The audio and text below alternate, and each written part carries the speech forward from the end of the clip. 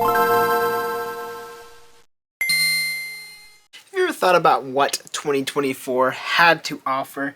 Because it is almost the end of the year. It's crazy to say that. I can't believe it. In just a little bit of time, it will be 2025. And I don't know how to feel about that. Hello everybody, this is That Manga Dude, and welcome to the final video of 2024, and that is going to be the classic, the everyone knows it's coming, FVI. That is the first volume impressions, where I talk about new volumes that have come out this month, aka December 2024, and I give a more full review in comparison to my typical reading logs. This time around, we have only 3 volumes I'm going to be talking about today, but they were all really good, and I'm excited to talk about all of them, so I hope you're excited too. And yeah, I'm going to give just a quick question of the day. How was your 2024? Let me know in the comments below. I know it's been kind of an absolutely wild and ridiculous year for a lot of people, so feel free if you want to share something positive, if you want to share something negative, if you want to share something neutral, go for it. Do be in the comments below. Thank you so much, and let's get started right now. Alrighty, so up first, this series originally released in January 1st, 1968. All the way back then, in Weekly Shonen magazine, and that is going to be a series that people have been requesting for a long time to come to English, and we finally got it, and that is going to be Ashita no Joe, Fighting for Tomorrow. This is Volume 1 from Asao Takamori and Tetsuya Chiba. Let's talk about who worked on this really quick before I get started with the full review. So, we have translation from Asa Yoneda. We have editor is Daniel Joseph. Production from Risa Cho and Pei An Yap. Letterer is Evan Hayden. And proofreading from Kevin Luo. Now, let's get started with this cover and spine. I think it looks really good. It's very well done. I love the font that they use for Ashita no Joe, as well as the Fighting for Tomorrow. I love like the kind of bold that they have for the creators on the front. And I love this character, this beautiful like color of Joe Yabuki. I don't know why I was blanking on his name. It's literally right there. And I kind of love like the green and like the off-white color that they have. It just looks really good. I know people are going to complain about the high price point. It is very expensive. But I think, I don't know, I'm not too mad about it. We get some beautiful color pages at the front. People would probably complain and compare it to like, oh, why does it cost as much as like a Dark Horse release? And I don't know, to be honest, but I got this for a little bit of a discount because I have various memberships with bookstores, so yeah, happy to have this now. And now let's get started with the review. So we have ourselves the character section. I'm only going to be talking about Joe because he's I mean, there are a lot of characters that show up throughout this first volume, but I think Joe is going to be the only one I'm going to be talking about. So, Joe Yabuki, he is the male lead of the series, and he is quite possibly one of the most chaotic main characters I think I've read in a very long time. And I only say that because he's cunning, he's conniving, he's very self-servicing, he's very self-centered, really only kind of cares about himself in a way. You do see some sparks of like, you know, he is possibly a good person, but you can't really tell if he's lying or not. But overall, I do really like his character. I think there's like a certain level of like sympathy that you start to give him as we move throughout and learn more about his backstory, because it is a little bit depressing and a little bit sad. And you end up wanting to root for him to be better and to grow as a human being and as a character. And yeah, we get to start to see that towards the end of the volume. But overall, I thought it was he's a very good character, a very flawed character, and I kind of like that. I kind of respect having a character that you're not really supposed to like at first, but you start to warm up to him as we move out throughout the first volume. Now, coming into the story, follows Joe Yabuki. If you couldn't tell, it's literally in the name. He goes from this super strong punk and very much just trying to do whatever he wants to do to survive, and eventually getting thrown into jail and trying to figure out how he's going to figure his life out, and being kind of like led to boxing in this way and maybe becoming a boxer in the future. But yeah, I kind of liked how the story's already been paced. It's been pretty well paced, mixing in comedy and action and drama very well. Never really feels jarring at any point. Doesn't feel very fast at other points, which is great. But I love it when the action scenes do pick up, because then we get this nice kind of like movement and speed through it. that just feels nice for a sports manga like this one. So overall, I think the story is great. I think it's going to be a lot of fun to see how Joe's character continues to evolve, not only as a boxer, but like I said, as a character when I was talking about the characters. And just overall, I just really like how the other characters complement his personality and things like that. So overall, it was a very good read. I actually happen to really like it. And then when it comes to the art is a very classic old style, akin to like Osamu Tezuka and other people who were releasing at the time.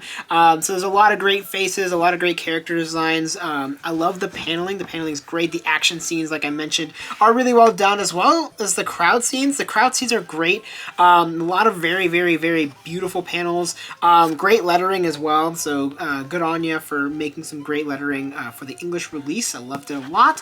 And obviously these color pages are awesome. I like them quite a bit, and really showcases just how good they were with color. Even back then, back in the 60s, when everything had to be hand painted, there wasn't digital just yet. So love to see that kind of stuff, especially in a release like this. So overall, I thought Ashita no Joe, it definitely deserves the hype that it gets. It's a very good read from start to finish. It is obviously very long.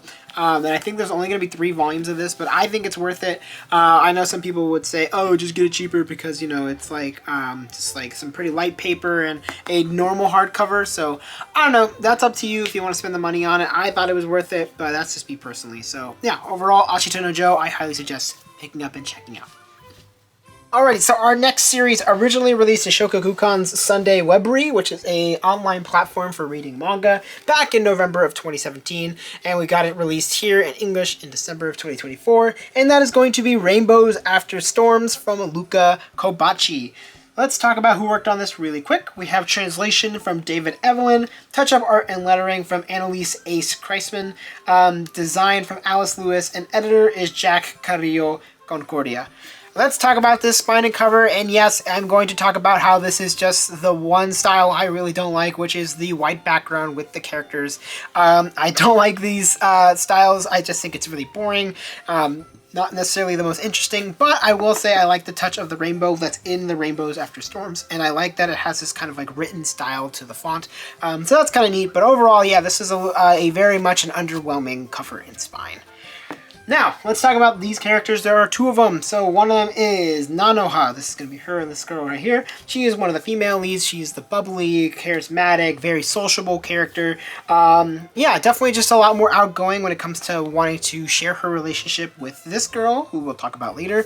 But Nanoha is great. I mean... Excuse me. She's your, I would say your typical, like, bubbly social character, like I said earlier. So nothing too crazy, but I do like her. I think she's fun, and I think she works within this story. Now, when it comes to Chidori, she is going to be the other female lead. She's the obviously the quiet one, tends to be more reserved with her girlfriend than her girlfriend. She really wants to show her love for Nanoha, but she doesn't know how to because of various parts of the story, which I'll discuss later. But overall, I like this. I like their dynamic currently. I want to see how their characters decide to strengthen and further their relationship as we move throughout the story. But overall, I do like them. I think they're really cute and adorable. So that's all you can really ask for these kinds of slice of life series. Now, like when it comes to the story's pretty straightforward. I kind of already mentioned it, but it's basically about the daily lives of this couple here who are trying to keep it a secret to everybody that they are dating, but they are dating from the beginning, which is, I won't say uncommon, but it doesn't happen that often, and it's kind of nice to see a story that starts off with the relationship instead of waiting and waiting and waiting. But yeah, just follows their daily lives, going through school, doing whatever, and just going on like little things, and character gets sick, and then them taking care of her, and them wanting to hold hands, but they want to still keep it a secret. It's, I don't know, it's typical, I would say it's very typical, like, relationship like fare. I will say I do like how it tackles the themes of like social stigmas, especially towards LGBTQ plus couples, since they are they are lesbians in this world, and Japan specifically, where it's still up in the air in terms of the social stigma. It's still pretty negative, I would say. I think the younger generations are starting to push more of a accepting and inclusive world, but there's still that social stigma that's kind of pushing this idea that lesbians are lesser, or gay people in general, queer people in general are just lesser than straight people. So their relationship and how they're trying to keep it a secret and all, but also still want to be able to share their love for each other. It's really nice, and I think I think they'll probably tackle these themes more as we move throughout the story, and I hope to see that more as well. And then when it comes to the art is very pretty. I do like a lot of the character designs. The character designs are cute. It's a very light and airy kind of style to it. Overall, I liked it quite a bit, at least in terms of the art style. And it's kind of interesting too, because this story and this art style, although they're not similar, it's kind of funny to read who the creator is married to.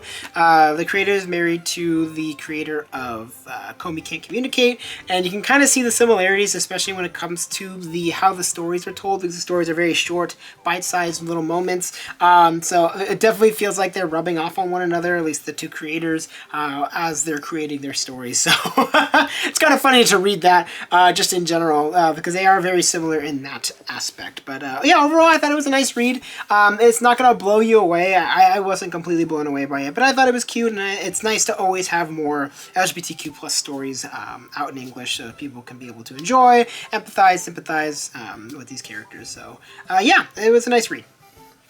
Alright, so this series, this last one, originally released in May of 2021 in Kadokawa Shoten's Asuka magazine, and that is going to be Luciole Has a Dream from Yu Morikawa. Let's talk about who worked on this really quick. We have translation from Taylor Engel and lettering from Chiho Christie. Now, when it comes to the cover and spine, it's absolutely gorgeous. Wow, this is so beautiful. I mean, the colors are awesome. I love the font that they use for Luciole Has a Dream. The Yu Morikawa with the little, I don't know what you want to call it, a little fancifying section right there. Every little bits and pieces of it, you just start to see a little more, how beautiful the background is, how light and colorful the characters are, and the little so much to love about this cover and spine. I like it so much.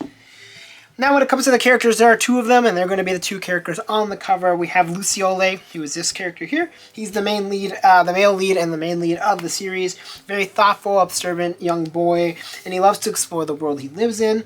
There's still a lot we don't know about his past, but what we do get to know about him definitely keeps the mystery going, and keeps me extremely interested to see how his character will continue to discover more about himself and more about his past, because, yeah, definitely got me hooked just from reading the first volume.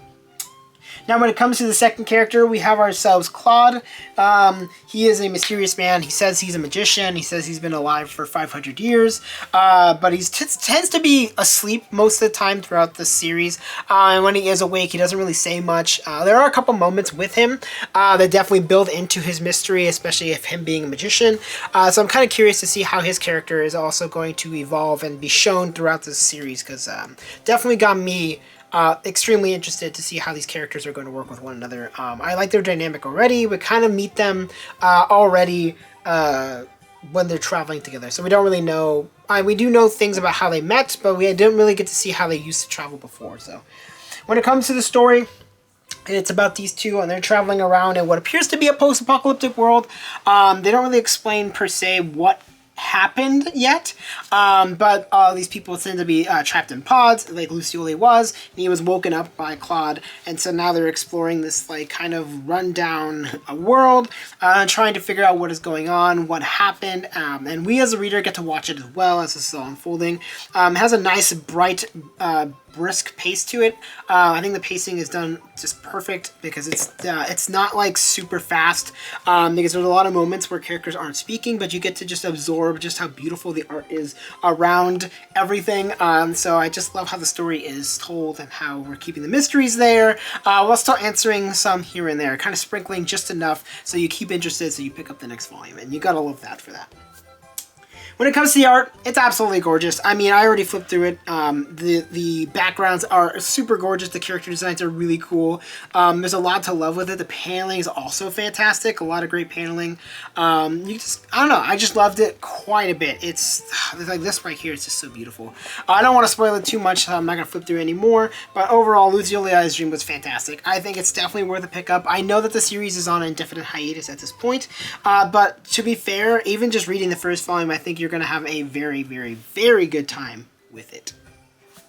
And coming into our final section, this is the section where I get to rank all of the volumes that I read, and that's Ashita no Joe, Rainbows After Storms, and Luciole Has a Dream. If you couldn't tell by how I was reviewing these, I think it's going to be pretty obvious how this ranking is going to go. But Rainbows After the Storms is going to be third, with Ashita no Joe at second, and Luciole Has a Dream at first. Rainbows After Storms, like I said, it just feels a little too generic for me, at least in terms of trying to rank between these two, which are very, very good. And Rainbows After Storms is good. It's just not necessarily as interesting as some of the other series that I've been reading, especially within the romance genre and within the LGBTQ plus genre, or whatever you want to call it, as well. Ashita no Joe comes in second. Fantastic, great read. But Luciole Has a Dream is like right up my alley. I love the mystery. I love the art. It's just very, very, very good. And that's going to be it for this FBI.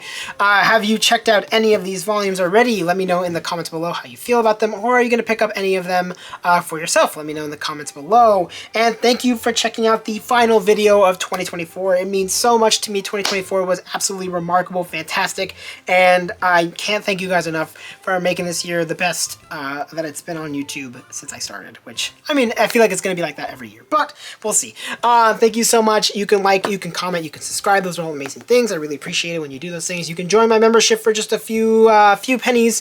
If you want to get videos early, if you want to just support me financially, you don't have to. I don't ask you to, but if you are able to and if you want to, then go for it. I would appreciate it so, so much. That's going to be it for this video. I will see you in the new year. Bye-bye!